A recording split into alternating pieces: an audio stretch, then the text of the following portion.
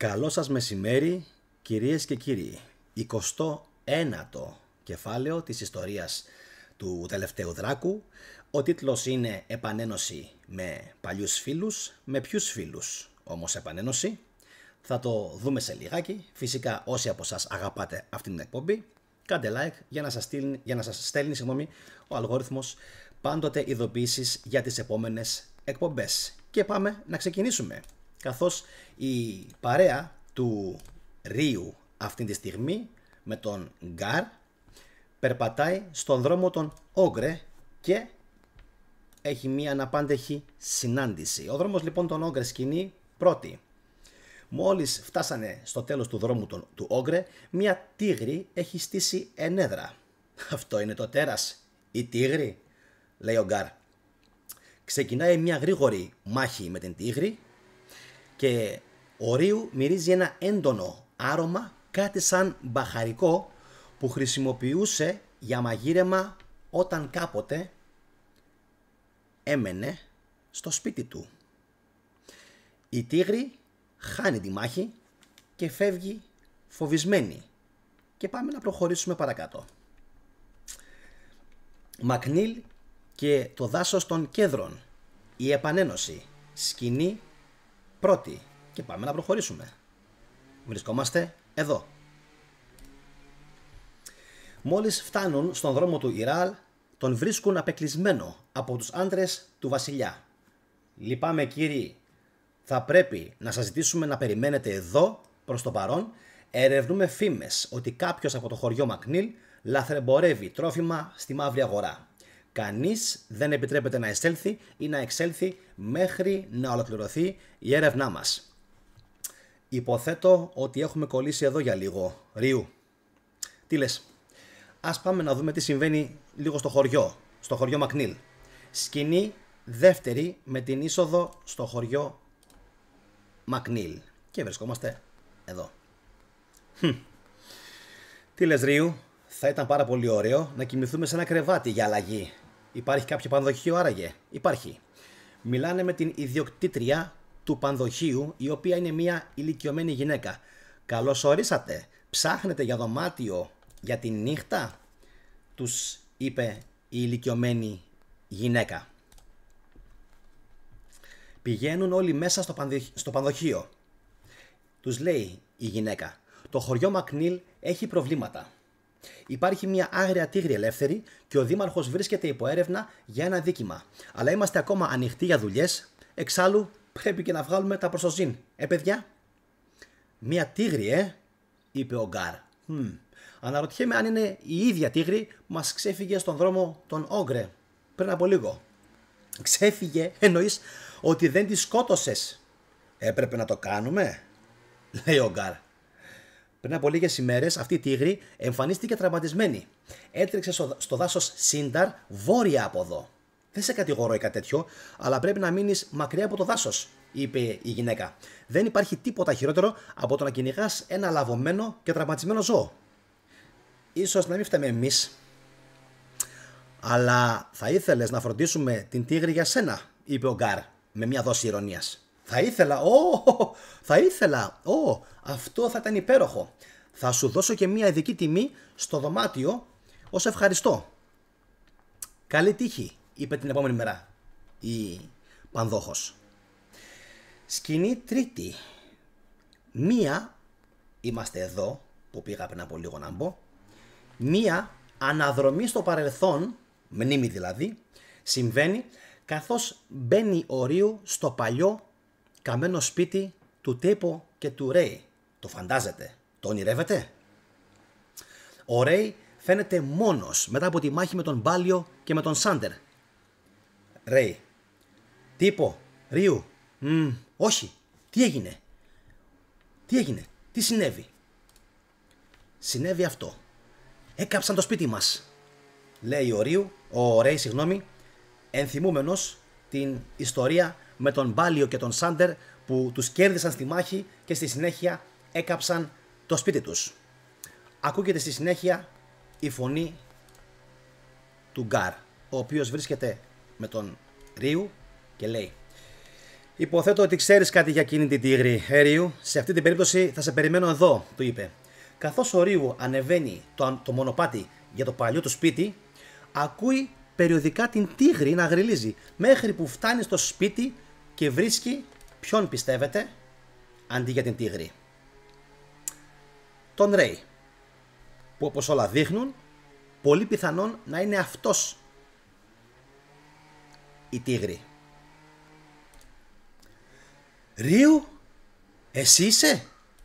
είπε ο Ρέι, και έχουμε την επανένωση μετά από την επική εκείνη μάχη που είχαν δώσει με τον Μπάλιο και τον Σάντερ και είχαν ιτηθεί από κοινού φυσικά μαζί με τον Τέπο. Και ο Ρέι φυσικά τα έχει παίξει, έχει τρελαθεί. Εσύ ήσουν στο Ogre Road, εσύ ήσουν. Εσύ ήσουν λοιπόν, δεν το πιστεύω. Πόρε φίλε, αδερφέ μου, αυτό τα ξεπερνάει όλα. Ποτέ δεν φανταζόμουν ότι θα με νικούσες, Ρίου. Δεν δίστασα καθόλου πριν από λίγο στη μάχη. Εννοώ, είναι ωραίο που ξέρω ότι είσαι καλά, Ρίου. Εννοώ, άκου να σου πω λίγο. Χαίρομαι πάρα πολύ που σε βλέπω, αλλά έχω να σου πω κάτι πολύ σημαντικό. Στην άλλη άκρη του Ogre Road υπάρχει μία μαύρη αγορά. Οι τύποι που προσπάθησαν να μας σκοτώσουν, αυτοί που συνεργάζονταν με τον Μακνίλ, ήρθαν από εκεί. Μου πήρε λίγο χρόνο, αλλά τελικά τους εντόπισα. Παρακολουθούσα ποιος έμπαινε και έβγαινε από τη μαύρη αγορά από το δρόμο. Συνέχισα εγώ φυσικά μόνος μου να τους επιτίθεμαι. Νόμιζα ότι θα έπαιρνα εκδίκηση για σένα και για τον Τέπο, αλλά κοίτα λίγο πώς κατέληξα. Νιώθω λίγο φυσικά καλύτερα τώρα, γνωρίζοντας ότι τουλάχιστον εσύ είσαι ζωντανός και είσαι καλά. Για τον Τέπο φυσικά δεν ξέρω που είναι. Αλλά δεν μπορώ να σταματήσω. Όχι μέχρι να μάθω σε αυτούς τους τύπους να μην τα βάζουν με μένα ή την οικογένειά μου, είπε, και στη συνέχεια φεύγει τρέχοντας. Αφού ξαναείδε ο Ρίου τον Γκάρ, βρισκόμαστε κάπου περίπου εδώ. Τι συνέβη με την τίγρη, γιατί δεν μου λες, του είπε ο Γκάρ. Στο χωριό, πάμε στο χωριό. Κάπως έτσι μπαίνουμε στην τέταρτη σκηνή. Καθώς βαδίζουν στο δρόμο που οδηγεί στο αρχοντικό Μακνίλ. Νομίζω ότι τώρα καταλαβαίνω, είπε ο Γκάρ. Καταλαβαίνω γιατί ο Ρέι μισεί τόσο πολύ αυτούς τους ανθρώπους. Ο δήμαρχος είναι πίσω από όλα αυτά, σωστά? Προφανώς είναι διεφθαρμένος. Μπορεί να μην είναι δική μου δουλειά να σου το πω, αλλά δεν σε ενδιαφέρει εσύ να πάρεις εκδίκηση Ρίου, σαν τον Ρέι? Καταλαβαίνω. Υποθέτω ότι τα πράγματα θα ξέφευγαν από τον έλεγχο αν χρησιμοποιούσες την πραγματική σου δύναμη, την δύναμη της Μπρουτ, των δράκων. Μια μεγάλη ομάδα ανδρών του βασιλέως φαίνεται στον δρόμο να συνοδεύει τον Μακνίλ από το αρχοντικό. Τον θυμόσαστε όλοι, ο Χοντρούλης, ο Μπούλης, με τα φαντάσματα προγόνους που είχε, και εδώ τον βλέπουμε συνοδεία. Και ποια τον συνοδεύει και έχει μεγαλώσει πλέον από μικρό κορίτσι που ήταν? Η Νίνα, η πριγκίπισσα Νίνα. Πάμε να συνεχίσουμε. Κύριε Μακνίλ, έχετε κριθεί ένοχος για λαθρεμπόριο, λέει η Νίνα. Στο όνομα λοιπόν του βασιλέως της Βίντια σας συλλαμβάνω. Κάνετε λάθος, δεν ήμουν εγώ, αλήθεια, είπε ο Μακνίλ. Εντάξει. Ξέρουμε ένα-δύο πράγματα παραπάνω για σένα και για τους φίλους σου, τον Μπάλιο και τον Σάντερ. Αυτούς, ξέρεις, που εργάζονται για την οργάνωση για την οποία μας είπες, αλλά αυτή, ακούγεται η φωνή του Γκάρ, ξαφνικά και απότομα, είναι νεκροί, λέει ξαφνικά ο Γκάρ από πίσω. Ο Γκάρ και ο Ρίου πλησιάζουν. Γκάρ και Ρίου? Καιρό είχαμε να δοθούμε. Αυτός είναι ο διαβόητος δήμαρχος, λέει ο Γκάρ. Ίσως μπορούμε να σου πούμε λίγα πράγματα για αυτήν την οργάνωση που ψάχνεις, αλλά πρώτα νομίζω ότι πρέπει να τον στείλεις στη Βίντια, τον κύριο δήμαρχο, χωρίς καθυστέρηση. Εντάξει Γκάρ, επιστροφή στο κάστρο και πάρτε μαζί σας τον κύριο Μακνίλ. Τώρα, παρακαλώ, πείτε μου τι συνέβη, τους είπε η πριγκίπισσα Νίνα. Και μεταφερόμαστε στην τελευταία εικόνα της σημερινής εκπομπής. Αποσύρονται λοιπόν σε κάποιον βοσκότοπο εκεί κοντά και εξηγούν στην Νίνα τα πάντα. Αυτά λοιπόν συνέβησαν, Νίνα. Η δύναμη των γόνων της Μπρουτ. Αυτό συνέβη. Ρίου, είπε η Νίνα, τι έπαθες? Είσαι καλά? Μετά από πόσο καιρό σε βλέπω τέλος πάντων? Είσαι εντάξει? Δεν ξέρω τι να πω. Είναι τόσο μεγάλο όλο αυτό και πραγματικά με ξεπερνάει. Δράκοι, φύλακες, ο Ρίου, η Μπρουτ, τα έχω παίξει, είπε η Νίνα. Μόλις τώρα συνειδητοποίησα, είπε ο Γκάρ, ότι ενώ πολεμάω τους δράκους για σχεδόν 500 χρόνια, ακόμα δεν ξέρω σχεδόν τίποτα για αυτούς. Φυσικά, ο ίδιος ο Ρίου είναι αυτός που πρέπει να είναι πραγματικά περίεργος για τους δράκους και τι πραγματικά συνέβη σε αυτούς. Σωστά, Ρίου? Κατάλαβα. Ας επικεντρωθούμε σε πιο επίγοντα ζητήματα τώρα. Εντάξει, είπε η Νίνα. Μη με κοιτάζεις έτσι, Ρίου.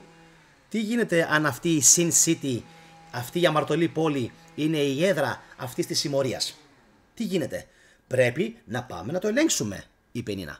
Όσο και αν το σκεφτόμαστε, δεν πρόκειται να καταλάβουμε τίποτα για τους γόνους και για την Μπρουτ, αν απλώς στεκόμαστε εδώ και χάνουμε χρόνο. Οπότε πρέπει να φροντίσουμε την υπόθεση που έχουμε μπροστά μας, δηλαδή την έρευνα, είπε η Νίνα. Λοιπόν, ας ξεκινήσουμε. Ξέρει κανείς πώς φτάνουμε στην αμαρτωλή πόλη, την Sin City? Και παρεμπιπτόντως, μην ανησυχείς για το Μακνίλ. Όσο δυνατή και αν είναι αυτή η τίγρη, δεν θα μπορέσει να μπει στο κάστρο, στη Βίντια. Ο Ρέι, που κρυβόταν κάπου εκεί στα γύρω δέντρα, φαίνεται να φεύγει τρέχοντας από το σημείο. Προς τα πού, άραγε? Έχει μανία με τον Μακνίλ? Θα πάει στο κάστρο της Βίντια να τον κυνηγήσει, να τον φωνεύσει? Ποιος ξέρει? Τι σκοπούς έχει ο Ρέι?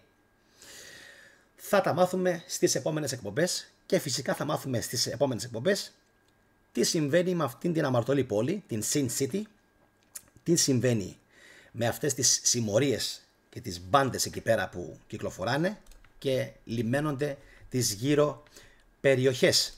Θα το μάθουμε τις επόμενες ημέρες. Αν σας άρεσε η εκπομπή, πατήστε like για να σας στείλει ο αλγόριθμος την επόμενη φορά ειδοποίηση για να παρακολουθήσετε και τις επόμενες εκπομπές. Να είστε όλοι καλά. Καλό μεσημέρι. Γεια σας.